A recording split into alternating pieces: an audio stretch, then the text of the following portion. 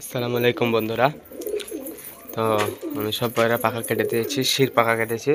সে কারণে আমার পয়রার পাখাগুলো দেখতে পাচ্ছেন সব ঝুলে যাচ্ছে। এই যে ঝুলে গেছে, শির পাখা কাটলে এরকমভাবেই ঝুলে যাচ্ছে। এই নটটারও ঝুলে গেছে। সে কারণে ভেবেছি আমি শির পাখা আবার উবড়িয়ে দেবো।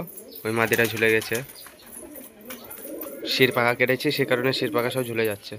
ডানা সব ঝুলে যাচ্ছে, ওই ঝুলে গেছে।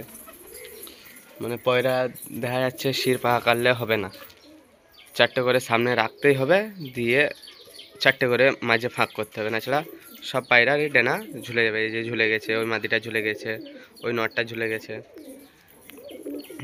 ওই যে মাদিটা ঝুলে গেছে। কিন্তু যেগুলো দেখেন পাখা কাটটা আছে, এই যে কত সুন্দর নিজের উপরে পাখাটা আছে। এই যে মাদিটা দেখেন ডেনা ঝুলে গেছে, এই নটটা তো একটু ঠিক আছে, কিন্তু বাকি পায়রা সব ঝুলে গেছে।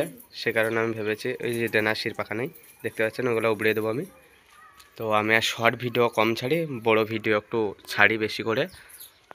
আপনারা একটু কষ্ট করে বড় ভিডিও দেখার চেষ্টা করবেন।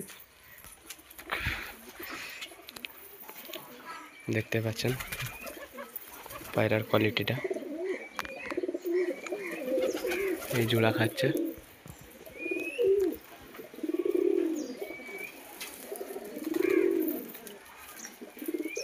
মাঝে এটা নয়, জোড়া খেয়ে নিল, আবার খাচ্ছে জোড়া।